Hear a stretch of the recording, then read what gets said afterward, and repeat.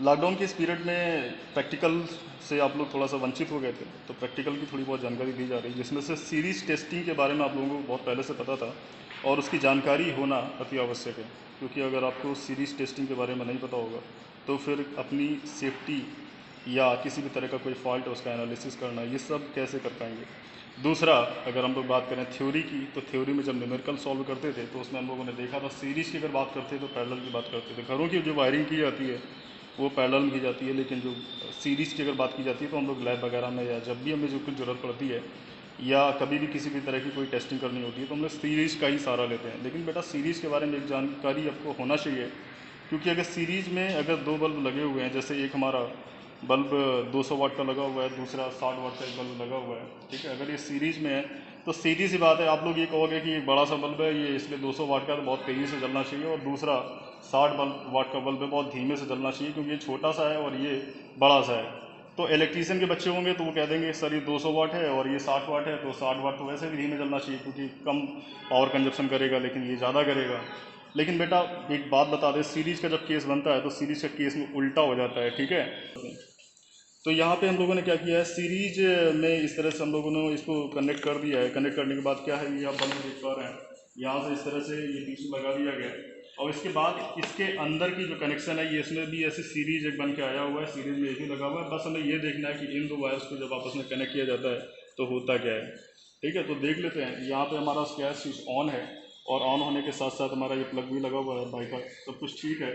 देखते हैं सीरीज में क्या होने वाला है, ठीक है। और अगर ये कंटिन्यूटी अगर बनती है तो इसमें दोनों बल्ब जलने चाहिए। आपको पता था कि सीरीज में अगर कोई भी दो चीज़ें लगी हुई हैं और उनके बीच में अगर किसी भी तरह से स्विचिंग ऑफ कर दी गई है, यानी कि अगर जो हमारा सर्किट उसको पूरा नहीं किया गया है, तो प्रॉब्लम सीधे सीधे ये होती थी कि ना पहला बल्ब जलेगा ना दूसरा बल्ब जलेगा, कहीं भी कुछ भी नहीं होने वाला है। आप यहाँ पे देख पा रहे हो, यहाँ पे क्या है, इस समय ये वाला तो स्विच ऑन है, लेकिन यहाँ पे क्या है, इन दोनों को हमने आपस में यानी कि सर्किट पूरा नहीं कराया, और सर्किट जब तक पूरा नहीं कराएंगे तब तक ये ना ये कुछ भी होने वाला नहीं। इसके साथ कोई अगर आप मशीन भी लगा देते हैं तो भी काम करने वाली नहीं है। देखते हैं,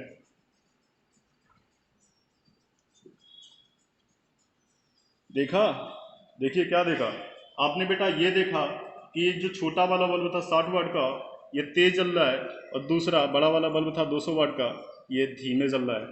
ये इतना धीमे जल रहा है, सही से देखो ध्यान से, कि सिर्फ इसकी रेड लाइट जल रही है, ये किसी भी प्रकार का कोई प्रकाश उत्पन्न नहीं कर रहा है। आपको समझ में आ गया होगा कि सीरीज में जो ज़्यादा वाट का बल्ब होता है वो कम रोशनी देता है, और जो कम वाट का बल्ब होता है वो ज़्यादा रोशनी देता है। यहाँ पे जस्ट अपोजिट काम होता है। अब सीरीज का, बच्चों अब हम यहाँ पे सीरीज का दूसरा जो बेनिफिट है हम लोग, जिससे जो सीरीज का जो हम लोग उपयोग कर पाते हैं उसको दोबारा से देखने वाले हैं। अभी तक हम लोगों ने देखा था उसकी कंटिन्यूटी वगैरह चेक करने के लिए, और दूसरा ये देखने के लिए, जानकारी करने के लिए जो हम लोगों ने न्यूमेरिकल किए थे, वो जो आंसर दे रहे थे, रिप्लाई करते थे, वो सही आते थे कि नहीं आते थे, प्रैक्टिकल लुक से हम लोगों ने देख लिया है।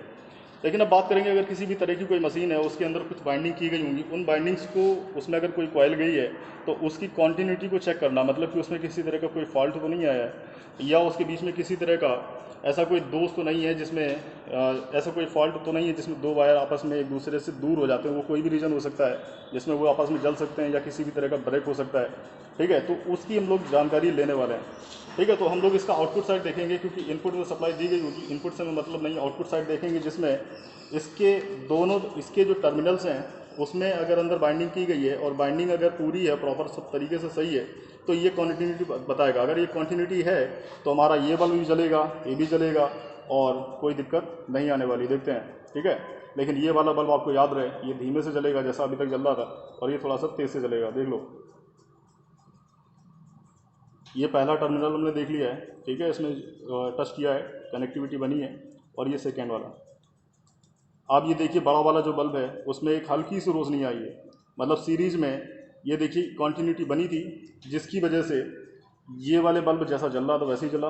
ये अगर बेटा ध्यान रखना, अगर इसका रेजिस्टेंस, इस जो अंदर बाइंडिंग की गई है उसका अगर रेजिस्टेंस अगर ज़्यादा रहेगा तो ये और ज़्यादा धीमे हो जाएगा, दूसरा ये भी धीमे हो जाएगा, ठीक है। तो इस तरह से ये अपना आज का प्रैक्टिकल पूरा होता है। समय की थोड़ी सी कमी है, नेक्स्ट प्रैक्टिकल में जो हम लोग, आप लोगों को जो प्रैक्टिकल बताए गए हैं लेकिन कराए नहीं गए उनको पूर्ण रूप से पूरा किया जाएगा, ठीक है। तब तक के लिए आप लोग इस वीडियो को देखिए, समझिए, और सीरीज का जो जो हमारा फ़ायदा है उसको जान लीजिए, ठीक है। ओके।